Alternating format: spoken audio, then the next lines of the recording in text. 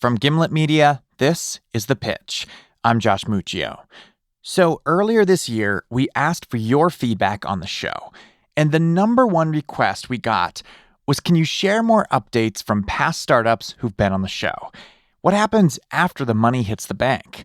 Well, I'm here to tell you, we aim to please. Today, we're going to share an update from one of the companies from our very first season, Sudden Coffee. The two co-founders pitched to investors way back in 2016. And like many startups, Sudden Coffee has been on a wild journey since then.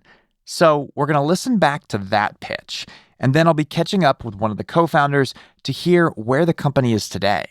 All right, so here's the original pitch, which has been lightly edited. My passion is making that great coffee really easy and fun and accessible to as many people as I possibly can.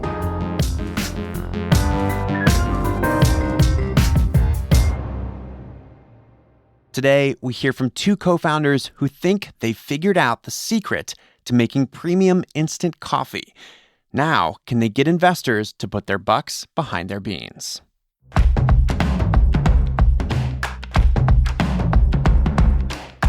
Phil Nadell is the founder of Forefront Venture Partners.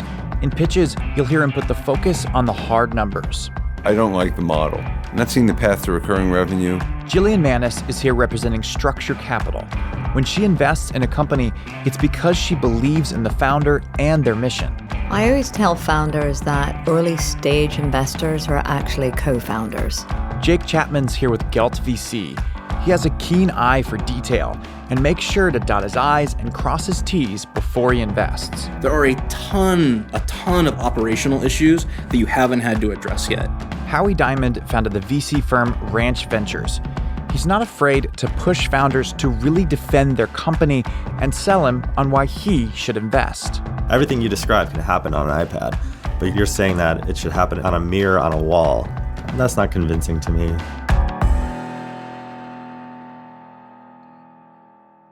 Our two founders, Kalle and Josh, are all set to pitch investors. They seem loose and relaxed, and right before they head into the studio, I find out why. They've been pitching a lot lately, and it's gone very well. In fact, of the $3 million they're trying to raise, they've already secured $2.9 million. Of course, the investors don't know that yet, but they will soon enough. My background is pretty heavily in coffee. I've been a barista for almost 10 years, originally from Helsinki, Finland, where I started working in coffee. This is Kalle Freese, the co-founder of Sudden Coffee. I'm two-time Finnish barista champion, and I was ranked as a ninth. Two-time what? Two-time Finnish barista champion. Barista. Yeah. Barista. You have barista making championship? Right. Yes. But for Kalle, coffee making is not just about winning awards. And to me, what I love coffee is that it's a really concrete way of making somebody's day better by serving them a great cup of coffee. And my passion is making that great coffee really easy and fun and accessible to as many people as I possibly can. So Sudden Coffee is instant coffee that you'll actually want to drink. Once Kalle had his idea for Sudden Coffee, he headed to San Francisco in search of a business partner. So I'm Josh. I'm the CEO of Sudden Coffee. Joshua Zloof is the business side of Sudden Coffee.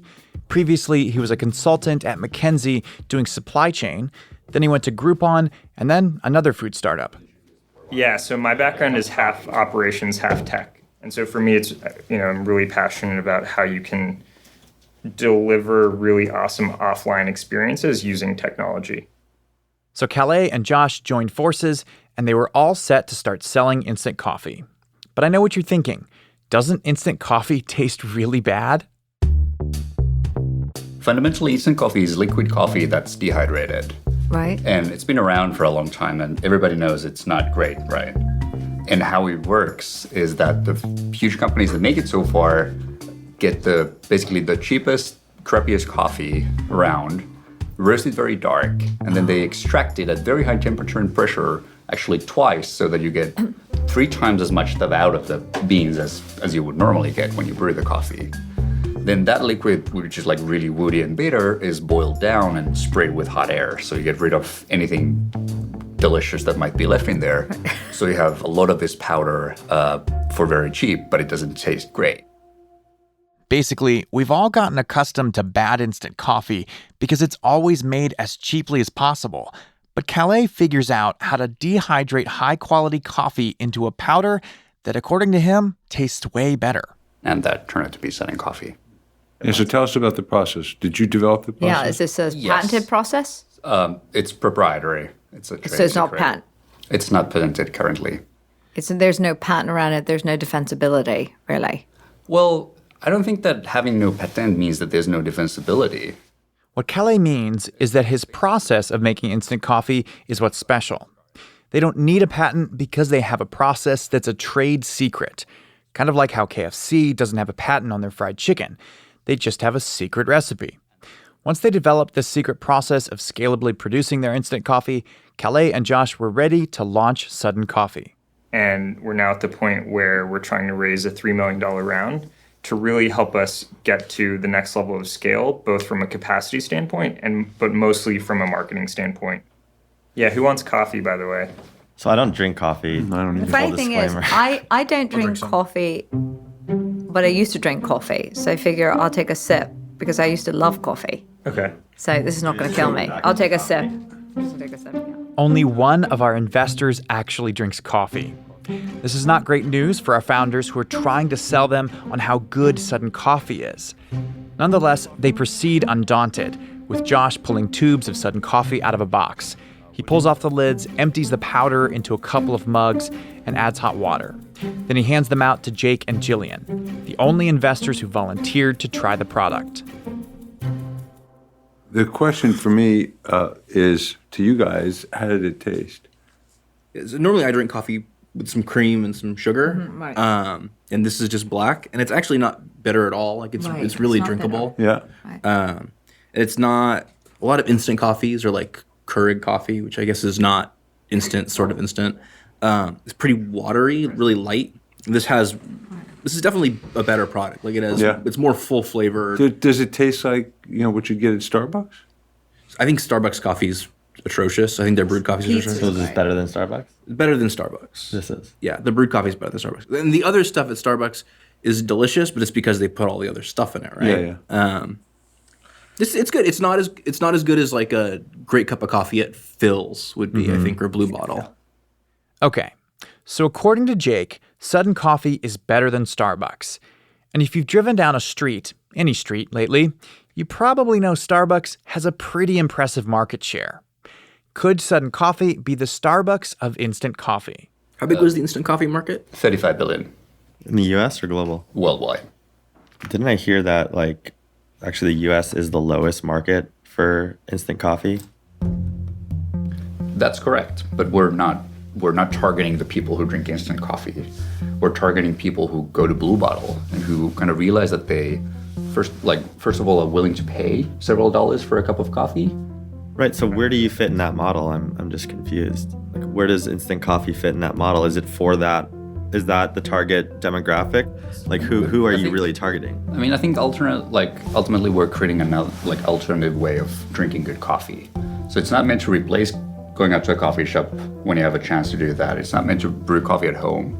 And most people we talk with drink 2 cups of coffee a day. And the first one is very kind of entrenched in their morning routine, and it's about getting caffeine. It's about sort of the ritual that gets your morning going. And then the second cup, more often people have problem with that. If you're stuck at work and you only have capsule coffee that doesn't taste great, we can help you drink good coffee when you're there, when you're traveling. You've been selling since when? January. It's January. January 2016. How are you selling it? It's online only as subscriptions. How much is a subscription? So currently it's $2.50 a cup. Okay. Basically, the whole value proposition that I had in mind when we started working on this is making a cup of coffee that is as good as you can get at cafes. I mean, realistically, it's never going to be better than the best freshly brewed coffee, but it's already better than 90% of what I get in good cafes. Mm-hmm. So you're going to have a great cup of coffee for half the price what you would pay at a coffee shop, and you're going to have it anywhere. How much sales have you generated since January? So we've done about 100K since January. We're at 20K recurring. How many subscribers is that? So our peak was in or July, we hit 500 subscribers. I think now we're closer to 400. Did you catch that? Over the course of just a few months, Sudden Coffee has lost 20% of its monthly subscribers. A declining customer base is obviously not an encouraging sign, although it isn't all that uncommon for an early startup. After the initial launch, there's a spike in sales, and then things often slow significantly, which can be really scary as a founder. But in this pitch, what matters is whether the investors think these founders can turn things around. I'll tell you what I see this as, and I kind of say it as I see it, okay? And that I think this is good, okay? I wouldn't say I would drink it and say, wow, this is an amazing cup of coffee, okay? I'll be honest with you. However, what I see this as is not the best. It's actually a marketing play. I don't see anybody going around saying this is the best cup of instant coffee I've ever had. But but it's getting people to accept it as the best instant coffee they've ever had because it has the authority, one of the leading authorities behind it saying, I use a special process, I'm this and that. And when you tell people that, You can romance it. You can romance it. Yeah, to extend on that, I was actually thinking along the same lines to roll this out. Have you guys thought about doing like a crowdfunding campaign? This is not what our founders want to be hearing. When an investor starts suggesting crowdfunding, it's a subtle signal that they think the company hasn't yet found its footing. And Kalle and Josh haven't given them much reason to believe otherwise. They've pointed to declining sales, but not to the $2.9 million Sudden Coffee has already raised. Now is the time for Kalle and Josh to jump in and get this conversation on track. There's a way to tell your story that is really interesting, that could differentiate you, and that could also allow you to get some credibility in the market, and it could also allow you to pre-sell your products so you could actually gauge demand without having to take any sort of inventory risk or anything like that. Absolutely. I think that's a really great way to get this out there. Surprisingly great suggestion from Howie. Yeah, very rare. There is no great leader in this space, and you have that opportunity. It's wide open for you. Right. This is what I call, this is like a super brand. And I think you have the opportunity to put a cape on it and just let it soar. You can have the most incredible product, but if you don't know how to talk about it, if it doesn't have a brand identity, okay, you're going to have a problem accelerating it. You have a good product, and it might be great, but for me right now, it's just a solid product. So, but I don't think they need much money for all of this. No, I mean, we're talking about a couple $100K, Especially maybe. because they're only like 4 weeks away from launching at scale in terms of their production, so they can keep up with the, that demand if you get it. I have to say, at this point, I'm sitting in the control booth listening to this pitch, thinking, Kalle, Josh, take control and tell the investors how much money you've already raised. But I think you need to tell your story, at scale. Like, tell your story to the masses, and you have a platform now to do that. I guess and we keep debating this internally. And by the way, we should come back to we have fundraising news that we should disclose at the end. But they've already raised 2.7. And they're only up to a couple hundred. But we keep coming to this debate internally about should we do a crowdfunding campaign? And Kalle's always been pushing hard that we should do a crowdfunding campaign. And my question is always, at the end of the day, we're still going to have a problem driving impressions to the campaign. Now you're going to tell us that you've raised $2.7 million from Sequoia. Give us the reveal. And piss off. They have some news percolating. What's your big news? Percolating. Tell us what's been brewing. Tell us what's been brewing. Tell us what's been brewing. Oh, bother. We purposely left room on the round, but we... What, like 100? Yeah, there's 100 left on the round. No, really? How much is left on the round? Yeah.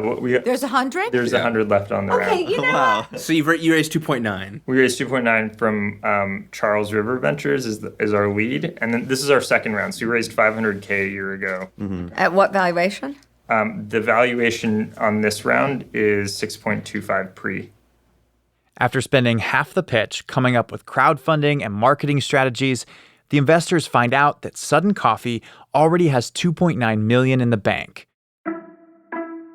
But it's late in the conversation, and there's not much time to talk about it. It's decision time.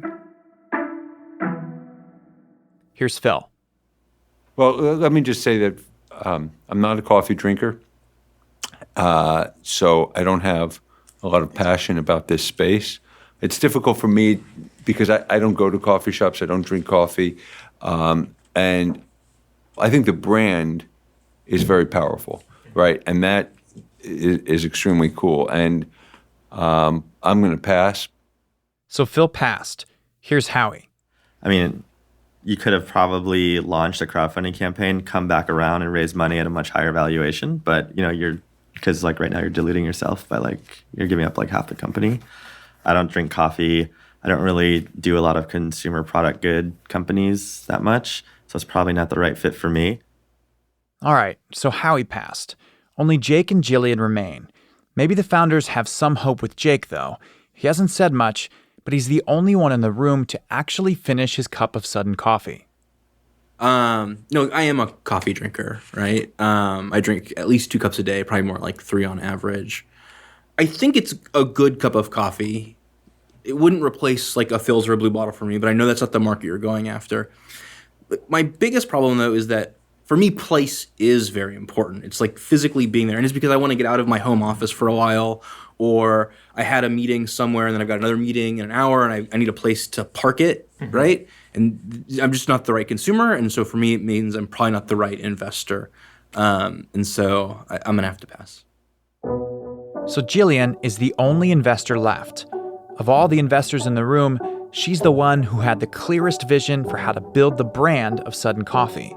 Or as she put it, put a cape on it and let it soar. I am on the fence, and the reason is, as I said, I don't really see this coffee as being so special, but I do see you and you being special. And certainly you don't need our money. 100 grand you could fill up. You can go anywhere and fill up 100 grand. So the money, this 100 grand is going to hopefully, I would say, leave it open for somebody who's going to bring some huge, huge value to this. If that's all you have left. That's exactly. I mean, we're specifically looking for brand help. That's like specifically why we left Cash Up. Literally, that is our goal. Yes, right. Well, here's the thing: is that I no longer drink coffee, and I'm really, really sitting on the fence on this because, and I'll tell you the other reason is you have only 100 left. Okay. When I get involved with a company, okay, and especially one that has such a bold brand, and that is where I want to direct my energy to. But I just, for $100,000, it's not, I can't say it's not worth my time, but in a lot of ways, I would need much more of the company to give you 100% of my attention. So I'm going to pass for that reason, pretty much. We appreciate you guys coming Yes. and honestly, really do appreciate your having the courtesy to save a piece for us. That was, that's great. I think you're smart to look for a strategic investor who can add a lot of value. Yeah. Unfortunately, we're not it, but that was great that you made it available to us, and you guys are going to crush it. I think you're onto something. Yeah. Amazing team, right? Like for this company, you couldn't have put together a better pair, really, so. like a dream team. And interestingly enough, one thing I look for is I always look for 2 founders. Exactly the composition you have here. Okay. I'll just leave you with a little bit of advice. Just make sure, keep grinding. Okay. Oh my God, that is So Kalle and Josh left the room back in 2016 without investment from the investors. I got the feeling that the biggest problem they faced was that the coffee didn't overwhelmingly pass the taste test. Not to mention, only 2 of the investors even tried it. And it turns out that problem wasn't an easy problem to solve. But for a food and beverage startup, it's an important one. When we come back, where Sudden Coffee is now.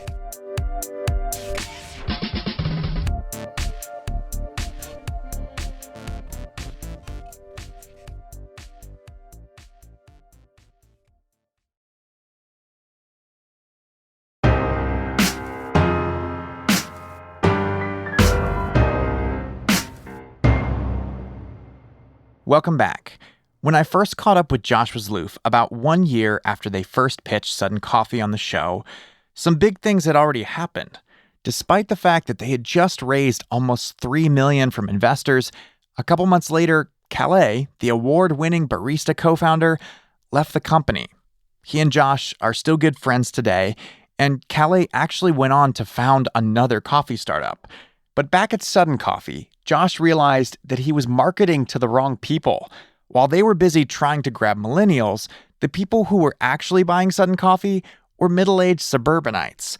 And that realization made Josh rethink the whole business. So then a few months ago, I hopped on the phone with Josh to hear what happened since we last spoke. Turns out they've made some pretty big changes. We redid our logo, we redid our color scheme, we redid our photography, and then we shifted actually where we started partnering with roasters more closely. And so we launched a partnership with Equator Coffee, which is a San Francisco-based roaster. And that was actually a pretty big shift for us. It was the first time we'd started going into wholesale. And so we did a second partnership with Intelligentsia Coffee. And we have 3 more roaster partners that are going to launch in the next couple months. This move adds a whole new customer for the company. Instead of just selling Sudden Coffee to coffee drinkers, they can now help specialty coffee roasters get into the instant coffee game. And here's how it works. A roaster like Intelligentsia sends Sudden Coffee their beans. Then Sudden Coffee turns those beans into instant coffee, packages it, and then sends it back to Intelligentsia, who can then sell it wherever they want. It's all aimed at getting more people excited about instant coffee.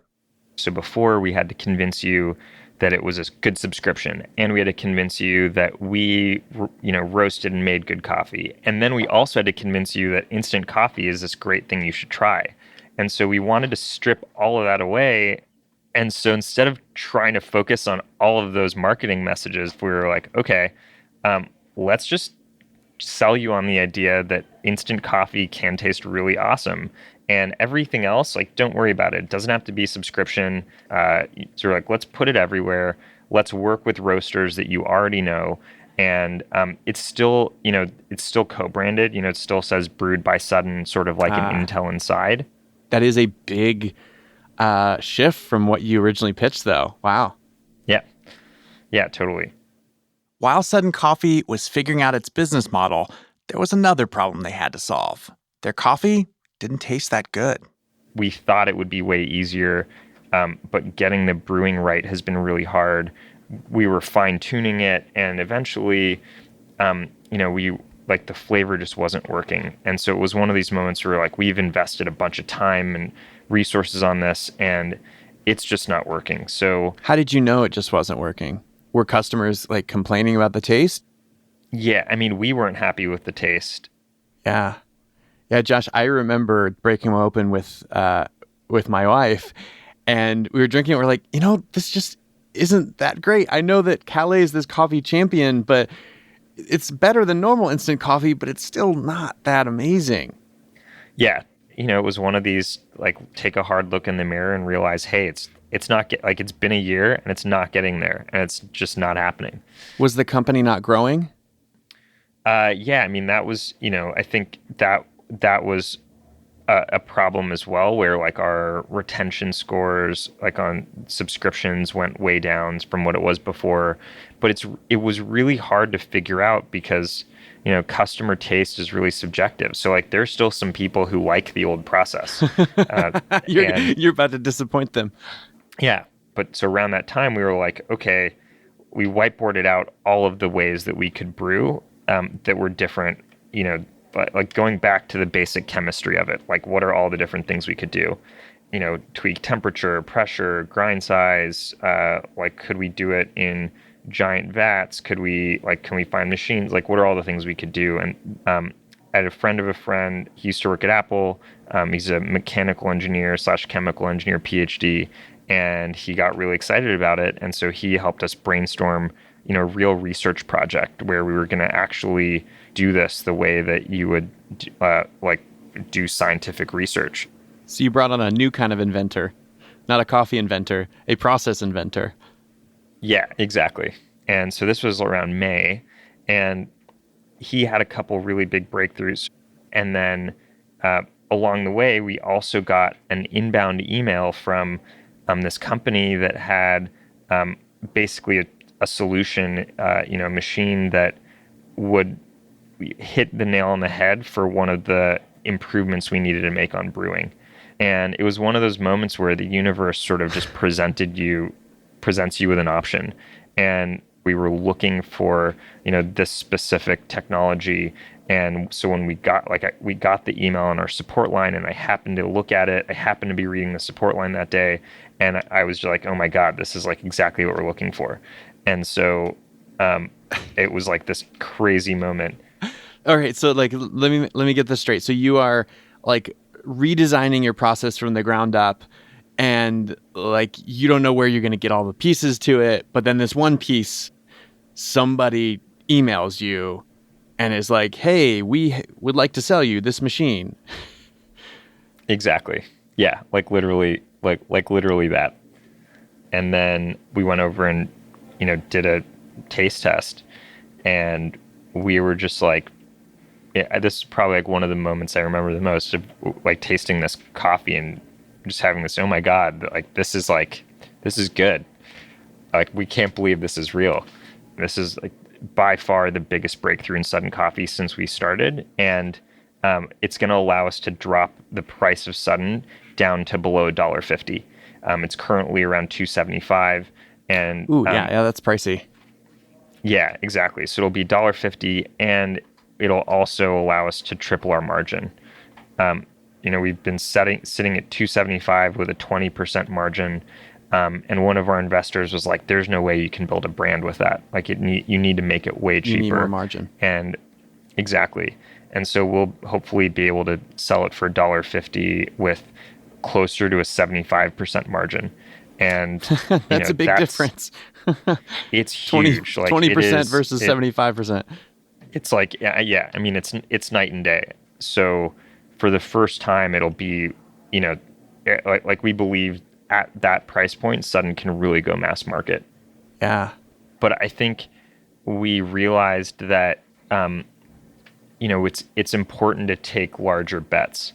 I think I had a realization that, like, when you're raising venture capital, the investors like want to see if there is a good business to be had, and so like actually give that a real try. I think we should have 2 years earlier like hired a chemical engineer and started researching this from the beginning, but we were trying to sort of play it safe and iterate a little bit more. And so I think this is something that, like, when it's the first time you raise money, like, you want to make sure that the company survives forever and ever and ever instead of thinking about, like, how do I test out this idea? Yeah. Like, how do I test out this concept? And I think that's sort of like the difference between startup versus small business. Like, startup is like, how do I test out this concept and prove that this is working?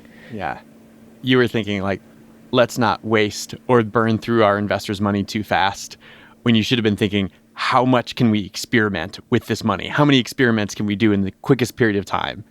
Right, exactly. Like, we were worried about are our investors going to get mad if we spend our money doing this or that, and realized, no, like, our investors actually want us to take those risks. They're going to get mad if we don't take those risks.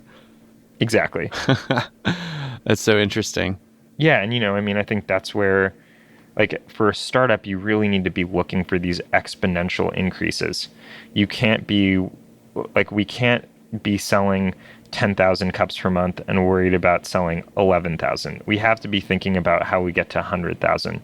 And you can't get to 100,000 by going through your to-do list roadmap.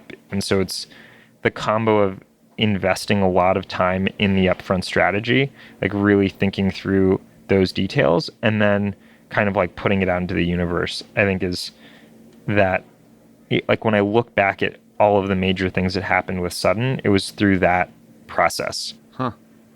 What do you say to those people who are inevitably going to listen to this and go, oh, putting it out in the universe, like, you can't just wait around for, like, these events that are going to happen in the future? Yeah, I mean, so I can say that it's worked for me throughout, like I got my dream job after college through doing that. But it's like, it's actually not really that mystical of a process. It's like, if you know what you're looking for, then when you go out to a dinner party or you're meeting with friends, you're going to your college reunion, you're talking to, you're interacting with hundreds of people per week. And do you choose to listen more closely to the person who's the marketing consultant? Or do you listen more closely to the person who's the chemical engineer? Or do you listen more closely to the person who, sells to Whole Foods?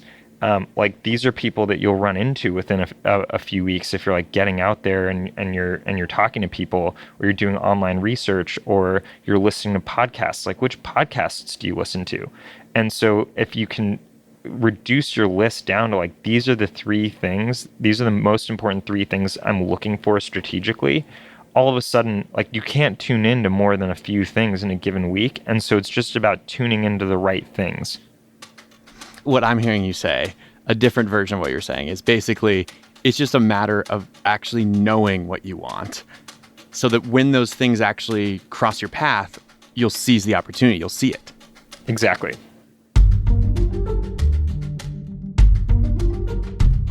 Josh feels like he's right on the precipice of something big. In fact, he's hitting the fundraising trail again, hoping to get the money he needs to fund this new direction for the company. But after talking with Josh, I still had one question. What are Josh's current investors thinking about his progress so far? They have not found that like inflection point where like, oh, people love Sudden Coffee, it's growing like crazy. This is venture capitalist and early investor in Sudden Coffee, Sheil Manat. Producer Kareem Maddox and I sat down with him in the studio. We've seen this before, and we've seen companies that took a really long time, and then that inflection point came, and then all of a sudden things were going well. But it's true, like they're kind of been middling around similar to where they were, a year ago. Right. How does that make you feel as an investor in the company? Yeah, I think I'm really excited about the price point change. Like that is one that just makes sense to me. At $3 a cup, it's always going to be a niche product. Like it's not going to be daily use. And now I'm much more excited about it. The thing that I guess I wish this had come a lot sooner. Like we've known this for a really long time. And did the coffee taste bad? See, at that time, actually, the feedback I got from other coffee drinkers was very positive. As in it's the best instant coffee that they've had. The best instant coffee. Now, no other instant coffee costs $3 for a cup. So that's a big problem. I'm kind of curious about what do you think has allowed Josh to continue to raise money, even though the company's like, a few years old now. They're still not selling a ton of it. How has Sudden Coffee been able to keep going and continue to raise money and burn through investor capital? Yeah, I think like getting a founder that makes you believe. And then there are like some proof points, and it feels like just the next change is the one that's going to make it. So like if you can get an investor to believe in that, like that this next thing is the thing that's going to make it, that's what it's all about.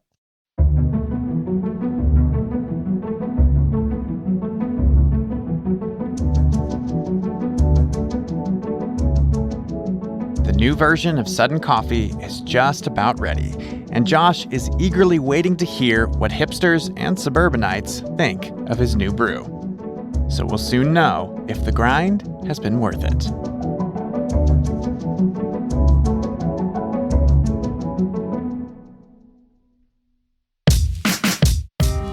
Our show is produced by me, Josh Muccio, Kareem Maddox, and Molly Donahue.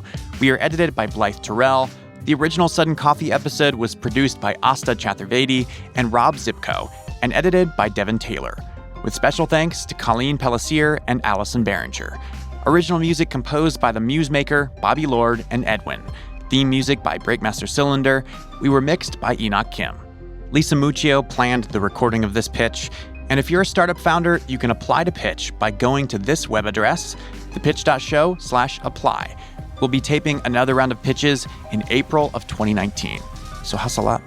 Here's our disclaimer. No offer to invest is being made to or solicited from the listening audience on today's show.